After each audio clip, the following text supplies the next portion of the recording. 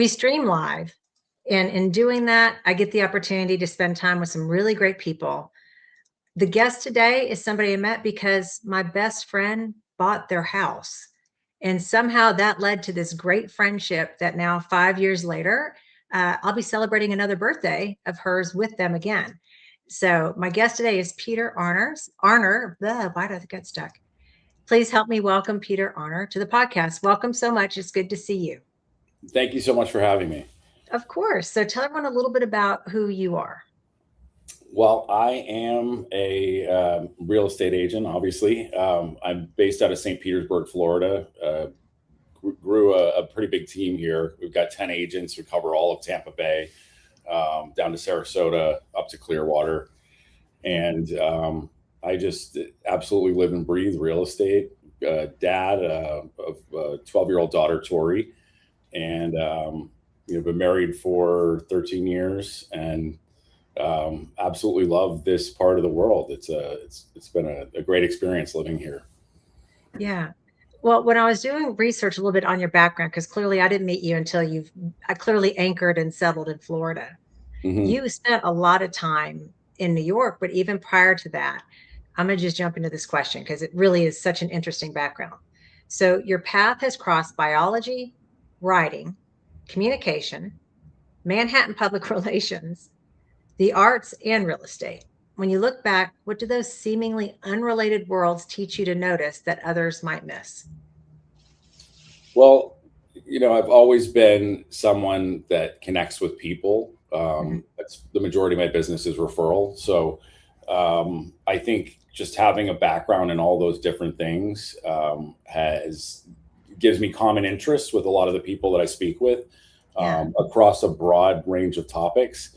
I was very fortunate to have a great education growing up. I went to a private elementary, middle, and then off to prep school, and just really opened my eyes to a lot of different things that are out there in the world. And before I found real estate, my interests were very, very broad. So I was a biology major, then switched to writing, communications.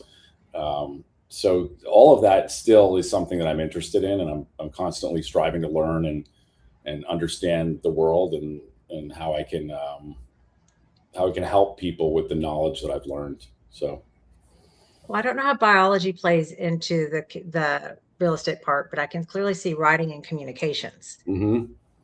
Yeah. What was it that maybe early on in that helps you now? So, I mean, communication is so important, when it comes to a sales position and also just connecting with people on a personal level. You're dealing with their largest asset a lot of times, buying and selling their primary residence. So there's a lot of emotion that goes into it, and you have to really understand what people's needs are to make them happy, but also really understand what they need. So I think just having a background in those fields, it's really helped me advance in my career. Well, and I don't know if anybody else watching is a background stalker like I am, background stalker, but we do stream live. So anybody that's viewing right now, if you have questions, drop a comment. I will keep an eye out for it. I won't let it come across the screen though, because you people are crazy out there. So this is a family-friendly podcast. So the picture behind you, the sailboat, we were talking about a little bit before we went live. Yeah. Do you mind kind of sharing a little bit about what that is? And sure. background? So I have several things in the room. Some of them you can't see. That boat was built by my grandfather.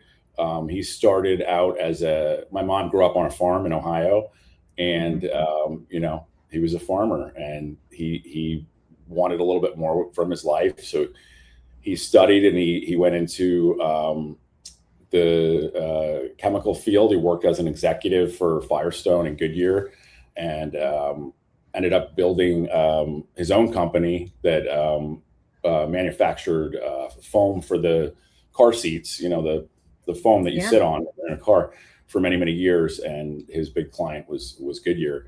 So, starting off with very humble beginnings and growing to, multi-million-dollar company that He was on the board of several banks, by the time he was done with his career. So I've always been very inspired by his story. And, coming from Ohio, you would think like a sailboat, wow, like he wanted things that he didn't have.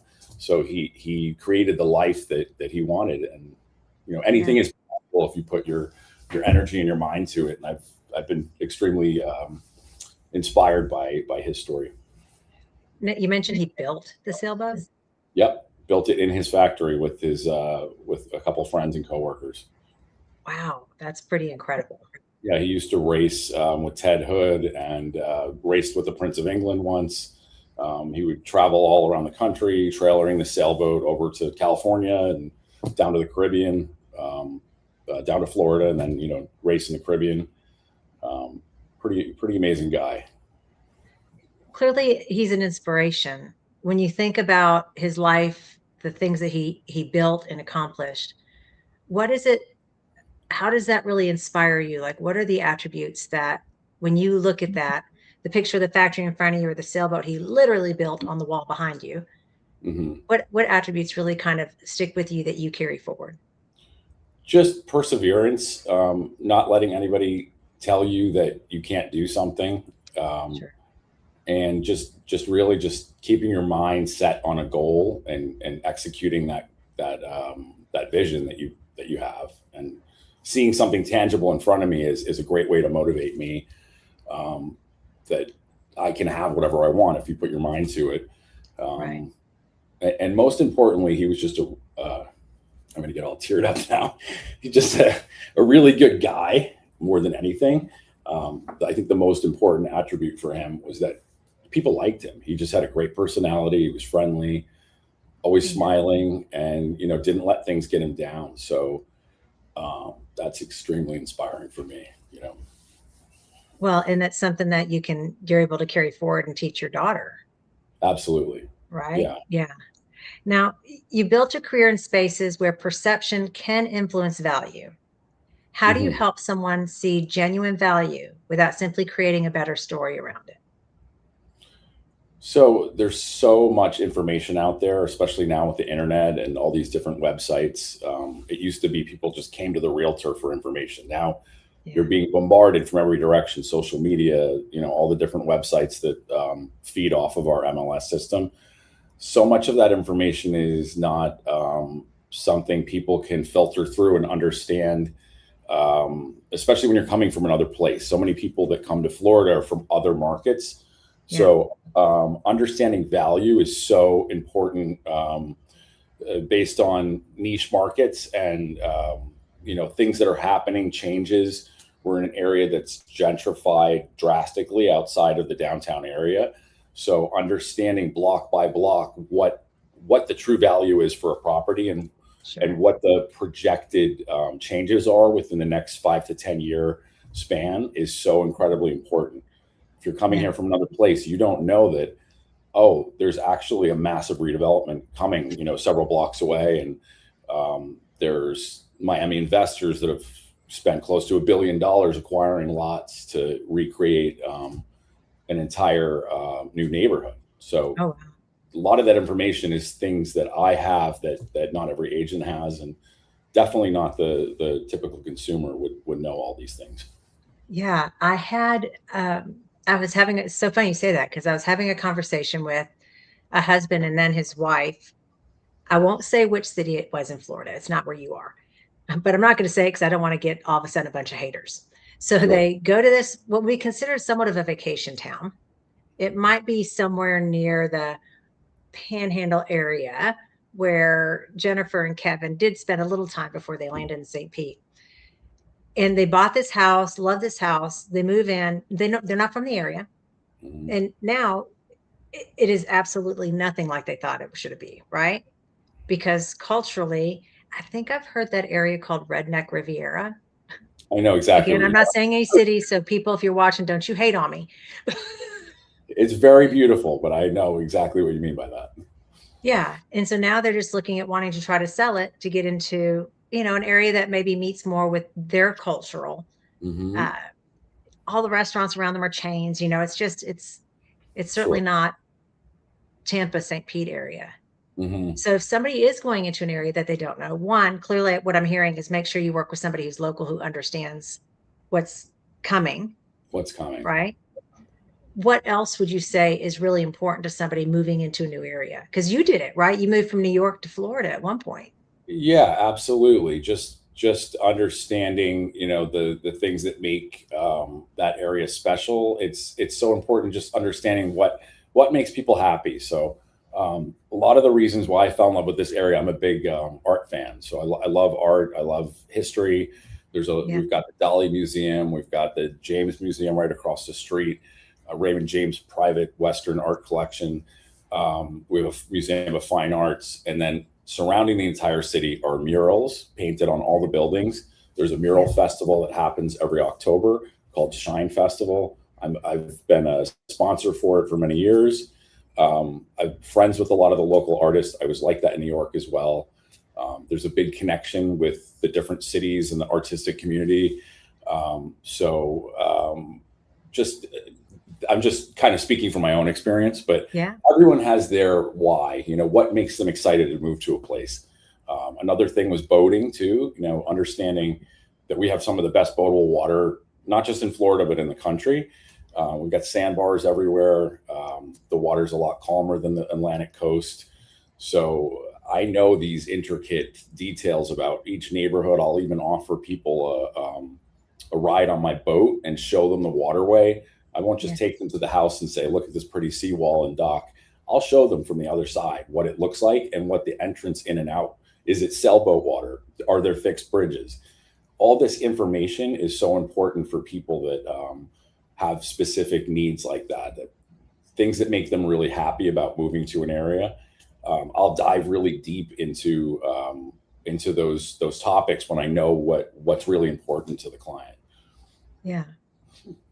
What do you find to be, when you say really important?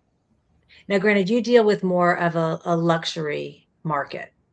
So Uh, everyone seems to think that I do a lot of luxury, yes, but we don't yeah. do just luxury. I mean, we have condos for 200,000. People starting out 55 plus condos. We can find you a great deal. But yes, I do a lot of luxury. I've got a $14 million listing coming up. I deal primarily in waterfront, a lot of new development. I have close relationships with several of the developers here in Tampa and in St. Pete. So I know about a lot of inventory before it becomes available, not just for sale, but before even the press has access to the information. I know what's going on that empty lot that's just been sold. So I'm kind of digressing a bit from the original question. No, I'm sorry. you're good. Um, I told you it's a riff. You're gonna say yeah, something that's gonna trigger something else then. remind me what you just asked, but Well, as far as what they find important. So what they find let's important. even, I think that'll Yes. be even more unique, right, Peter? Because whether it's a $200,000 condo, right? Hmm. Yeah. Or a $14 million waterfront. Estate. Yeah. Thank you, estate. Because I'm like, you don't just call it a house. No, it's an estate. When you look at the overarching, what seems to be the most important aspects? That doesn't matter what their price point is. Yeah, it's what are the specific clients' needs, and do they have a family? Do they need to be near a specific school, places of worship? Is it important to be several minutes from a public supermarket? There's certain Mhm. neighborhoods where you do have to drive a little bit more, but you're getting the seclusion. Maybe they don't want to be around a lot of people. They don't mind driving 10 minutes to the supermarket because no one's bothering them when they're home. No one's driving down their street except the mailman. Right. So there's just certain needs that I kind of very quickly get that information out of my first phone call or meeting with the client. Mhm. I find out it's not just about how many bedrooms and square feet do you need. I want to know what's important to you, what really will make you happy with your home. Yeah. So much of that, it's just you really have to get to know people on a personal level. Yeah. One of the things I find that, so I teach a lot of sales psychology, Mhm. and the question, just saying, so what is it that you have in mind? And whatever they start mentioning is what they've researched, and they tend to give it subconsciously in the order of priority. Mhm.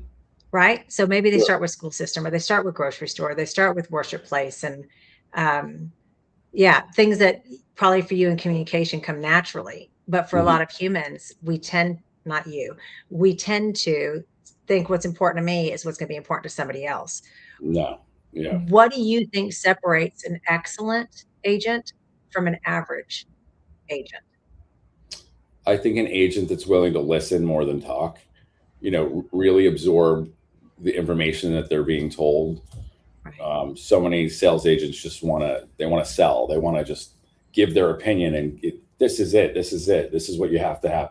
You can't, it, it's a different mind frame. I want to nurture the information that I've learned and kind of let them figure out that this is the right fit for them based on the things that they've told me. And Yeah. um, so much of it is just actually being there physically and seeing the space and getting to know what the neighborhood looks like. And these are the coffee shops that you're going to be going to every day. And there's so much great stuff going on in this area that you can never explain it, even with a million social media videos and all the things that are out there now. It's so different when you're with somebody in person. You can see their face light up and get excited about the things that really matter to them.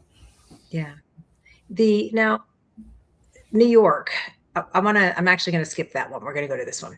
Sure. After establishing your career and reputation in New York, Hmm. you moved to St. Petersburg and became unknown in a new market.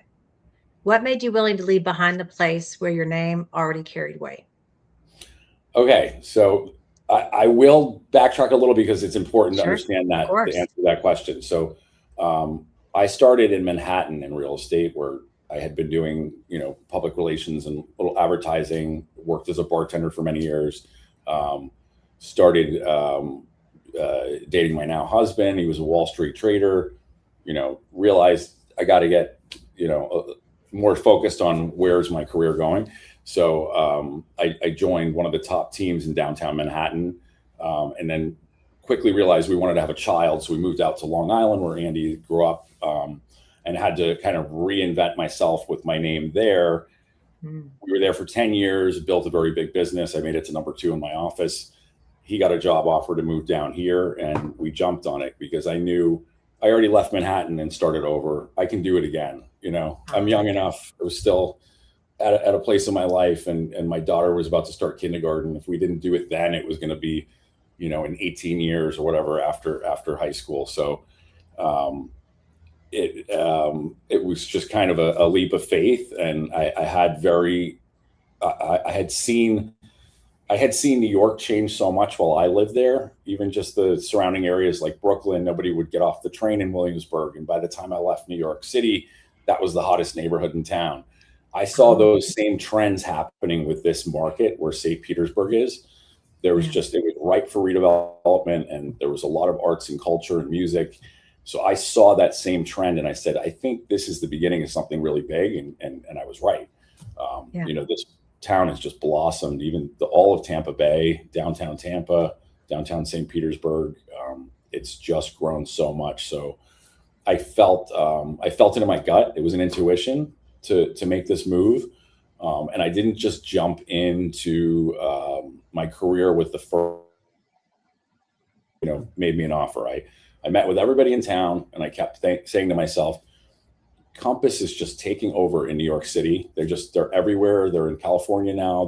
They had an office in Miami, and they just opened an office in Naples, which is 2 hours from me. Right. I decided I'm going to join Compass with no office here, no other agents.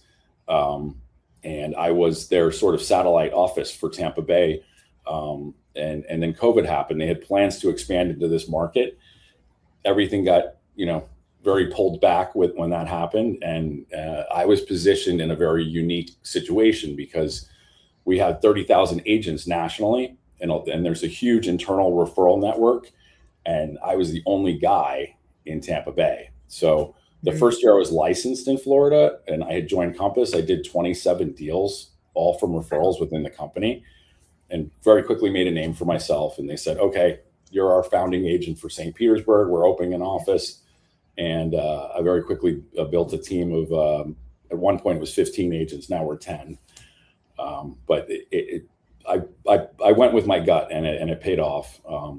And my skills from, working in the New York market have uh, helped me very much here. I think, even when the first time I came down here, and I called a bunch of realtors to try and get in to see some houses, and most of them didn't call or text me back, and I actually was happy about that, because I said, I'm going to You're do like, really, really well opportunity. here. Yeah, I'm going to do really, really well here. And people like that when you answer your phone, on the Yeah. first ring. So it's really, it's just how I operate, and it does set you apart from a lot of the other people that are less, not aggressive, but less available, I guess. Yeah. That now, to be on your team, Yes. because you have high standards in life, and which Mhm. is a good thing. What do you kind of require as you're looking at people who want, because clearly it's a winning team? What do you sort of look for and expect from agents that are wanting to join your team?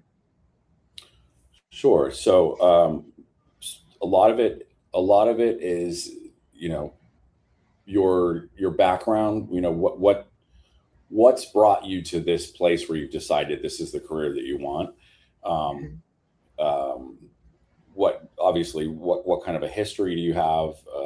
There's always just finding out, are you a good person? Yeah. Are you motivated to work? Is this just a part-time thing? We don't have part-time agents, not just in my team, but at our company. They're very particular about, you can't just get your license and join Compass. You have to join under a principal like myself.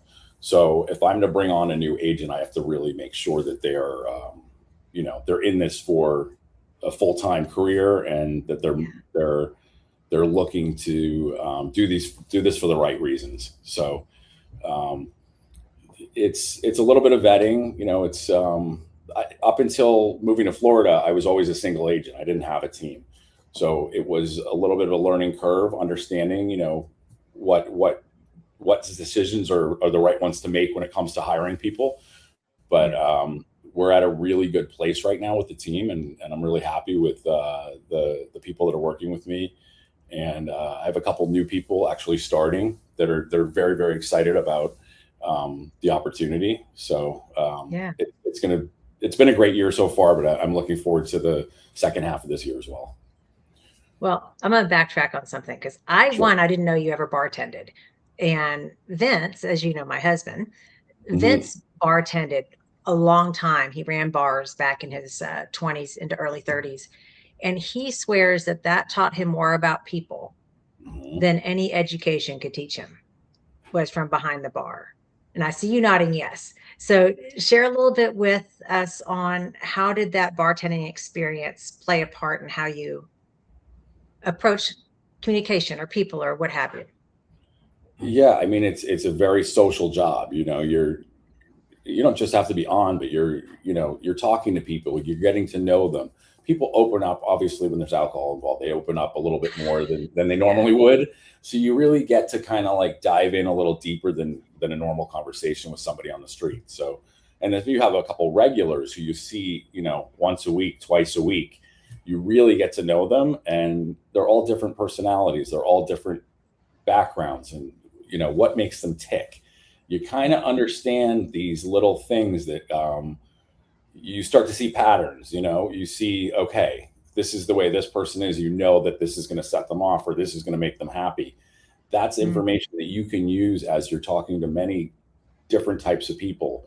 yeah. So yeah, you kind of become a little bit, part of the job is psychology. It really is. And that, service industry world, you do have to understand, um, people, and how to communicate with them. And yeah, I did it for many years in Manhattan. Also, I was a bartender on South Beach in my 20s. Definitely saw all different types of people, and from all different socioeconomic backgrounds. Yeah. And it was a good experience. I definitely learned a lot from that. Yeah. The You mentioned when you went to work at the agency in Manhattan. I mean, that was a jump to real estate. What Hmm. made real estate what you decided to jump to? So I always loved just understanding what different neighborhoods were. So just being in Manhattan for 10 years, I got to know like where are the cool places. These are the spots that I love, and I want to share this information with people. Yeah. So real estate is sort of like it kind of it's interwoven with this kind of knowledge. So and I've always loved just the idea that like this could be worth something. This could be worth this much one year, and then several years later, it's worth more, sometimes less. But just understanding why different properties are valued the way they are, and the fact that you can actually, you can make a living. Some people just invest real estate, and that's what they do for a living. Yeah. Was very intriguing to me. Um, my my husband, who's my husband now, at the time, he had already bought one place. In I think it was 2006, and it was pre-construction, and he sold it before he moved in. The day he closed, he sold it for 150 or $200,000 more than he paid for it. Wow. So that just blew my mind that that could happen. Yeah. Never even moved into it, just flipped the contract almost. And we were in the process of finding something for ourselves, and I really enjoyed the process of looking at all these different properties, and I knew the neighborhoods really well just from living in New York. So I just decided I think this is the path for me, and I got licensed and actually worked with the agent that was showing us places in the West Village of Manhattan, and I love that neighborhood too. So I was very excited about being on her team. She's a very established broker there. She's still practicing. I learned a lot, just coming in under somebody who's a top producer. You just learn so much about um, how the business works, and totally different animal up there with the condo packages, co-op boards, and so much more. But it was a great experience, and that's really how I kind of got into it. Well, with your love of art between New York and St. Pete, how Hmm. do you think your artistic eye comes into play when you're, because some of the houses, the house that you originally had that you sold to Jennifer and Kevin, it was built in 1920 something, Hmm. right? Yeah, But the architecture of the real estate in Florida, I have to believe, is so incredibly different than New York. it is. It is, but a lot of the homes, I mean, historic here is 100 years, 100 years plus. The city was very heavily developed in the early 1900s. So we do have older homes here for Florida, anyways. In New York, you could have 200-300-year-old homes, but so um, that was exciting to me that there's these historic neighborhoods. I mean, we lived in historic Old Northeast where most of the houses are 100 years plus. Many of them wood with the same lead glass windows from 100 years ago, which blows my mind. Been very lucky and fortunate not to have too many bad storms here. So you'll actually see the original glass windows in a lot of these houses. So and just the architecture of it, and understanding, the proper way to renovate these homes too. We've bought and renovated 5 homes here. So I've got a great team of contractors that I can refer. People really like that. I have clients Yeah, that call me 5 years later, and they're like, "Who did you say again was great for wood floors?" Because that's not an easy thing to find. sure. So it's just the whole package, just the process of not just buying the home, but of making it perfect for yourself. That's fun and exciting for me. And yeah, I've got artists that'll come and like paint, a mural in your house. I had a bathroom that was done by a local artist, Chad Mize. He painted the ceiling, the door, the vanity, everything like completely custom, with his like drawings. They were like these little hand drawings. It's amazing. Like all the artists and the skilled craftspeople that we have access to here is phenomenal. Yeah. And I'd noticed that too, just coming out there to visit. Now, back to St. Pete. When you began rebuilding, which parts of your success transferred with you, and what did the new market force you to unlearn? What did the new market force me to unlearn? That I think you have to go back to your basics. Like what made me successful in the beginning was my um, personal connections. I think for a long time people were relying on um, the internet and lead generation and cold connections with people that you don't know. And I've always been more successful with the either face to face or a warm referral from another past client or friend or family. So I kind of had to unlearn, relying on the lead gen strategy and the constant searching for the next deal through um, connections that are not organic. I think Right. that was a big thing. Um, and this market just it shot up. Florida was the hottest market during COVID, and a lot of people just wanted an escape from where they were. They wanted a second home or a place to go and kind of wait things out. So we had this you know artificial boom of influx of people, and it was wild. So once that scaled back a bit, everybody kind of had to relearn like how do we do business without that massive Oh, yeah. influx that was coming our way.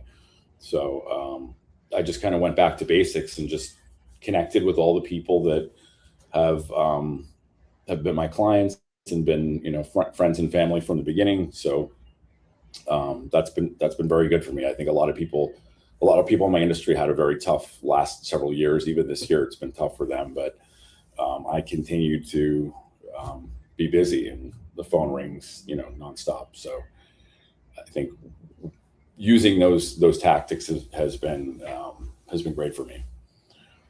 Well, and you mentioned about referrals, training and developing selling professionals. One of the most complicated things to get them comfortable with doing is asking for referrals. As weird as that sounds, Hmm. right? They would rather, to what you were describing, grind it out with somebody new who they don't have trust and relationship with yet. The cold calling, why do you think that is? That they would put themselves through that much of a grind rather than just simply go back to Bob the builder who they helped and Yeah, say, "Hey, Bob, how are things?" yeah. I don't know. I think people they get too reliant on just like the quick, easy, the low hanging fruit, and they'd Yeah, rather just the agents would rather pay a large fee to some company for them to be handed this person who's willing to work with them. I don't understand why the buyer is. I think it's a little bit of the same. They just want to open their phone and click on like, I want to see this house now. Everybody wants instant gratification. So there's all these websites. I'm not going to use the name, but you just, sure. show house now. And then somebody random calls you. And most of the time they have no idea what that property is. They have to scramble and look up, the details on the house and, Right. take you there instead of the consumer actually finding out who is the listing agent. That's who understands the house the best. That's who they should be calling. But a lot of times they don't. And I think it's because there's just there's a very like kind of fast paced mentality now that people want things now and they don't want to do any homework to find out who's the best fit, who will take care of them the best. So I think that's a big part of it, unfortunately. Well, and if that's the way they go about it, they're going to get what they, Yes. I say get what they paid for. But Yeah. What at you the end pay of the day, yeah, I had a friend buy a house through one of those places, for. not going Hmm. to name it, Hmm. where there's not an agent. You just get a code and you let yourself in. Oh yeah. Yeah. And as soon as she closed, stuff started breaking. Oh, It was almost immediate and wow. nonstop. So yeah, you having somebody who understands the market and also the house, right? And they I can think advise you like, is this a good buy? Do you right. think this it sounds like it was a flip. Like, do you think that the contracting work here was quality? You know, are you working with the proper inspector that's going to really dive deep in this house and tell you, is this Yeah. worth what you're paying, and are you going to have to fix a lot of these things right off the bat? Like, sounds like that's what happened with your friend. Yeah. So that's important to have really quality, trusted people behind you when you're making one of the biggest purchases of your life. Absolutely. Now, what is the difference between confidence built on past accomplishments and confidence strong enough to survive becoming a beginner again? Confidence. So sorry, there was like two parts of the I know question. it's a hard, Really so through. I'll say it again because I'm Yeah. like, how did I write that one? I must have been, whew, my brain was on caffeine. All right. What is the difference between confidence built on past accomplishments, which means I've had success, so that's Yeah. why I'm confident, and confidence that's strong enough to survive having to go and completely start all over again? Um, I think a lot of that is just, how you're built, your personal experiences, how, are you resilient enough to bounce back Yeah. when something big changes in life? I've been thrown a lot of curveballs in my life. I've had some challenges, and I don't dwell on it. I don't let it bring me down ever if it's something negative. I think Yeah. it's an opportunity to learn and understand how I can navigate the next situation in a better way. And I think that's what kind of sets the two different types of people apart. Are you able to move forward and use what you've learned from that negative situation to help you grow and achieve your goals in a different and sometimes better way. Yeah. Yeah. People get so stuck as I think through that. Same way our past accomplishments give us confidence, right? Hmm. Our past challenges can also cripple people, Yeah, they really can. Yeah. right? Um, yeah, that's crazy. I'm about to go down a rabbit hole. Yeah. The If you think about the people that are closest to you, Peter, and if I were to visit with them, which clearly I visit with some of them a lot, Hmm. what do you think they would say about Peter as a human being? How would they sort of describe you? It's hard for me to put those words in someone else's mouth, but I mean, I've heard from past clients or past friends of mine that have told other people or just that he's just a really nice guy, and he'll make you feel like family when you're talking to him. So Yeah. um, it's always kind of positive things. So um, I'm not good at like giving myself accolades, so that's a hard Well, question I for me hear to you. answer. I hear you. That I think your authenticity goes a really long way, and you genuinely put people and their needs Hmm. as a priority. And this could almost become a commercial for you, Peter, by the way. Okay. That uh, I've not bought a house from you. I've not moved to Florida, but being a real estate investor, I've had scenarios where I've had people who needed something where you live. And it Yes. didn't matter whether it was in the morning or is at night. I called, you answered. Or if I Hmm. texted, you got back to me and you helped solve that problem, even though, right, you weren't necessarily going to benefit from it. Hmm. And, you wrap that up into being just a good person. But I can think of a lot of people, probably in general, would have let it go to voicemail, Hmm. Hmm. right? Now, you've mentioned already once that answering your phone is something that seems to matter to people. Yes. How does it impact you? I mean, it's a lot to be able to keep yourself answering the phone like that all the time. It is, especially now where, a lot of the calls are spam or somebody's trying to sell you something. Or they want, they want to sell you one of these lead generation systems. We get a lot of that. But then I'll pick up the phone and someone will say, "Oh, I'm so glad you answered. The manager of the Los Angeles office told me you are the guy in St. Pete. I've got a massive referral to give you." And I'm like, that's why I answer my phone, and it's Yeah. happened many, many times. So you never know who's going to be on the other side of the phone. And whether it's, a small, somebody wanting to find a rental, of course, I'll Right. help them. But Yeah. a lot of times, the connections that I've built through my outreach and my networking that I've done, Right. not just in this area but nationally, it just has opened a lot of opportunities, and I can't afford not to pick up the phone. So, um, you know, it's just kind of a well-oiled machine, and it's just how I operate, and I can't do it any other way. Yeah. Well, now you've developed an eye for potential that may not yet be obvious. How do you distinguish a genuine opportunity from something you simply want to believe in? Genuine opportunity. Well, you just picked up a property in Vermont. Let's go. Yeah, I mean, that's kind of an example, right? yeah, So you see potential that's not necessarily obvious.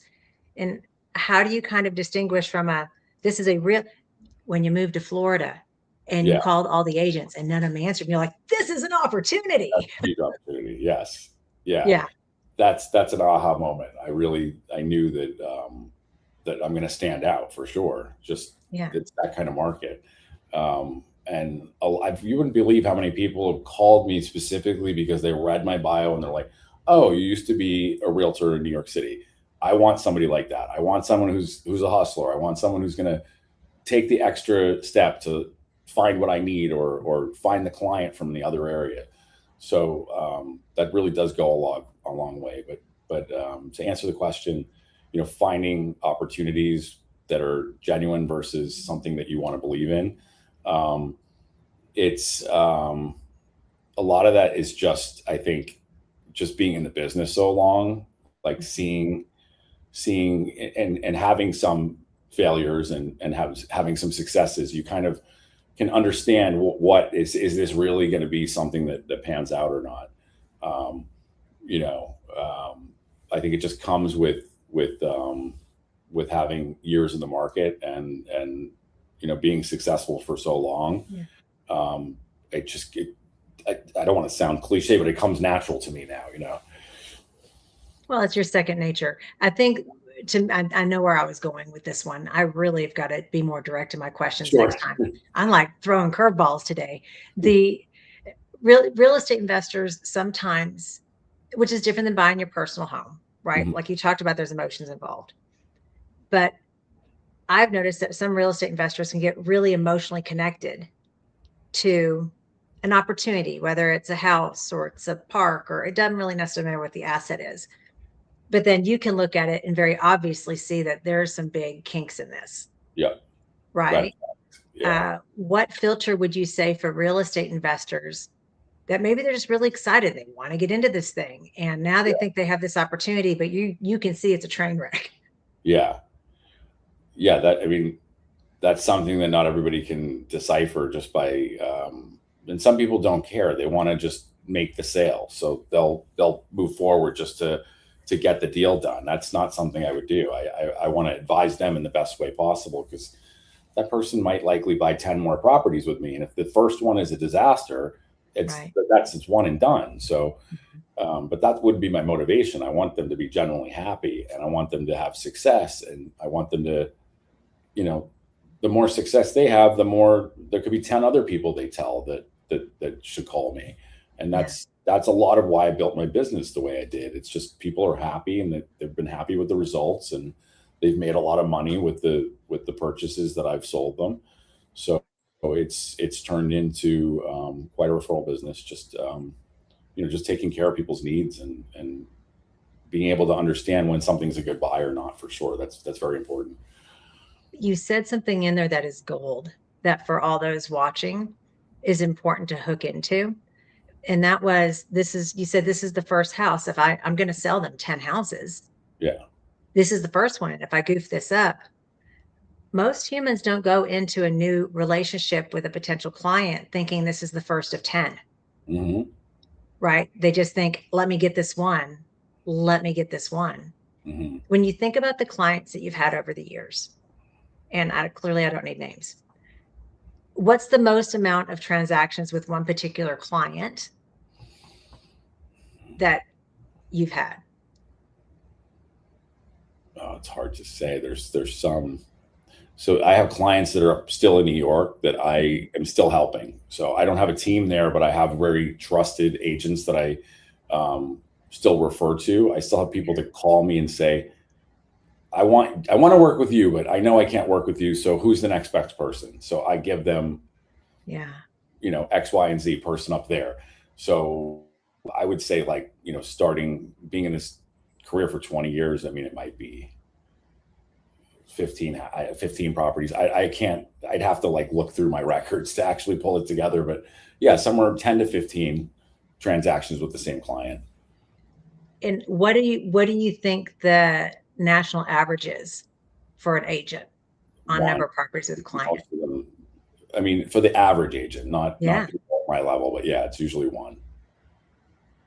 that is, I think the statistics are that I think, what is it, like 80 or 90% of all home buyers um, end up calling a different agent to sell the house when they're done because they don't stay in touch with that original agent.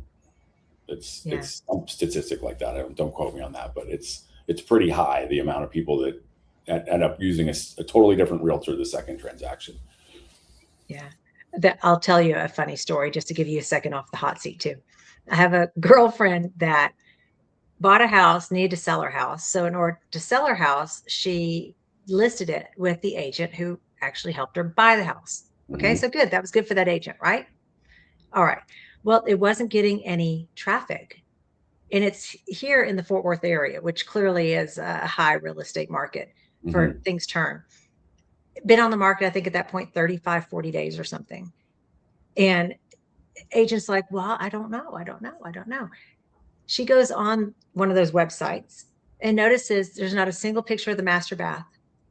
The like the main things that people would look at, like if you think about what are the main rooms that people look at, one, I think master bath is one of them, right?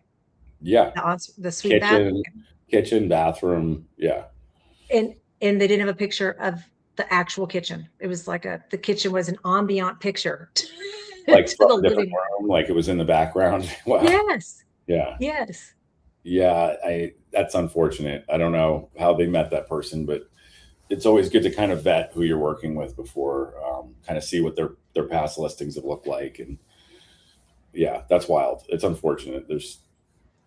Unfortunately, that does happen. I mean, just like in any industry, there's great professionals and there's kind of in the middle subpar. yeah. So sorry that happened to your friend. Well, I mean, she blasts her, and then they get the right pictures on there, and it changes to having, I think, 70 views in one day, whereas they hadn't gotten any traffic for almost 40. Uh yeah, Yeah. she should have caught that for sure. Well, let's give people who are watching as well some direction on how to choose the right agent. You Hmm. mentioned looking at the previous listings. So Yes. besides, going to Google, if you will, well, how would you say somebody should go about choosing their agent? What are the steps they should take? I think personal experiences are so important. So, if you're not from the area, maybe you're going to use the internet to do a little research. But if you're actually able to speak with people that have had a good experience with their agent, then that goes so much further, I think, than just kind of like Googling. But So affirm. yeah, Yeah, that's referring. personal experiences from people that are, and not just new to the market. Maybe they've been there for a little while.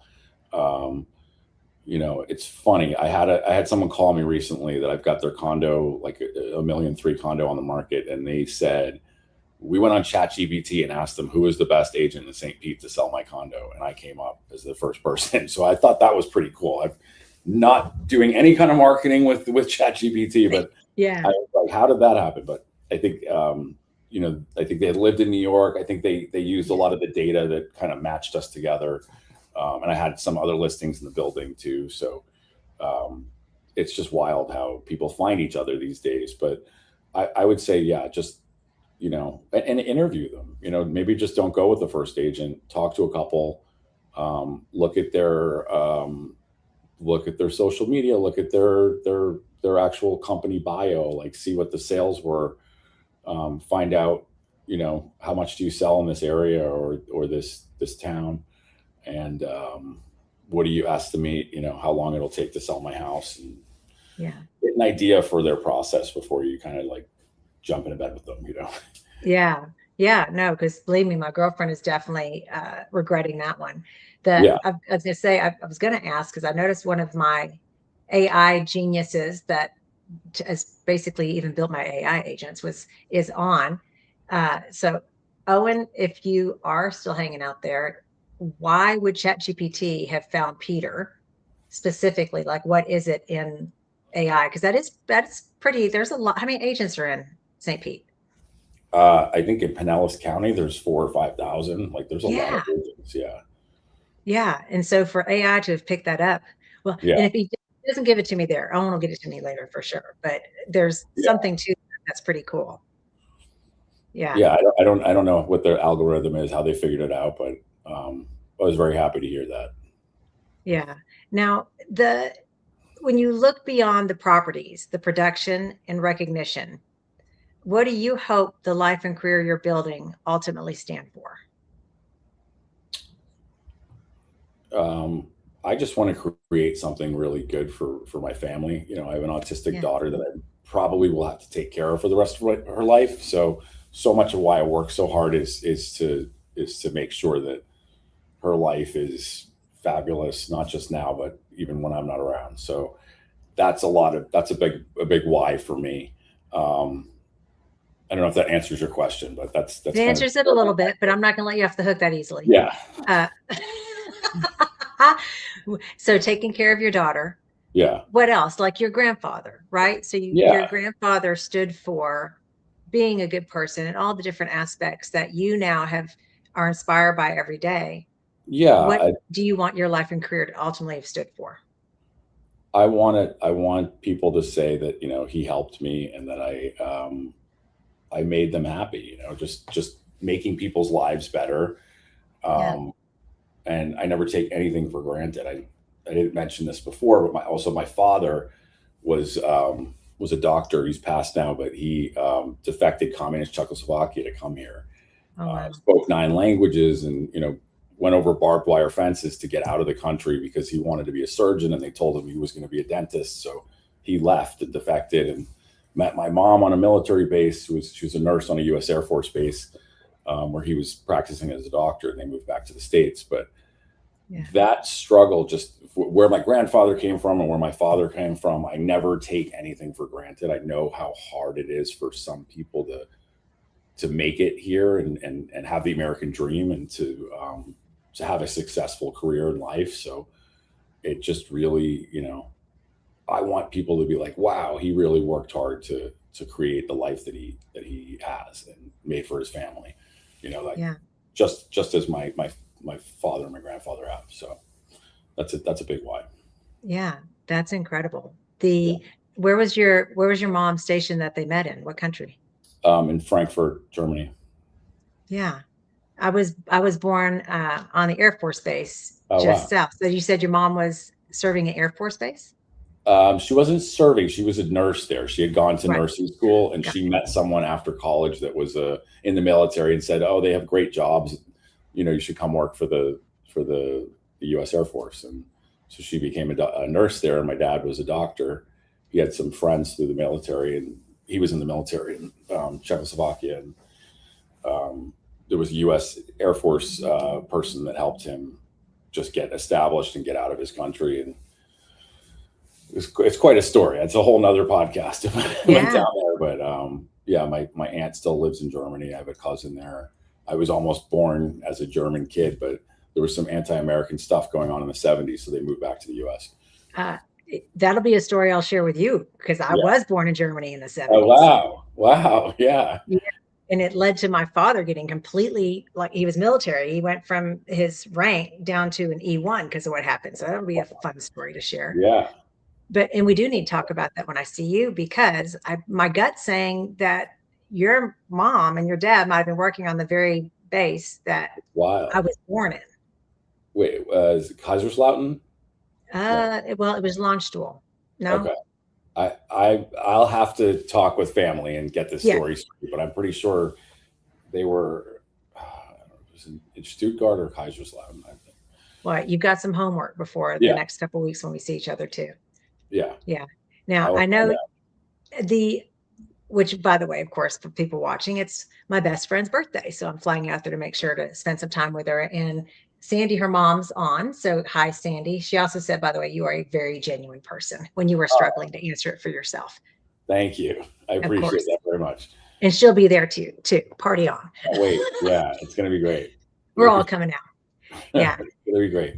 So as we're kind of coming to a wrap, if you were brand new, trying to get started in a career, what would you have want somebody to share with you? So there's a lot of people right now trying to decide what it is they want to do with their life. So I have somebody new actually starting, and I've been talking to them a lot about this kind of process. And I think they just made a really smart decision to really just be mentored by somebody who knows the business. And Yeah. it's very hard to just go out there and figure it out on your own, even if you've got a big social media presence. That's not everything. You have to understand how this business works. I'd say, even if it's for a short time, join either a team or work under somebody who's very established and understand the market that way, and how they create business. That's what I did in Manhattan. I joined someone, Yeah. who was selling all the nice brownstones downtown, and I learned so much from her. And then just kind of, I wouldn't say copied and repeated, but I learned a lot, and I kind of created my own business that was somewhat modeled on all that I learned from that experience.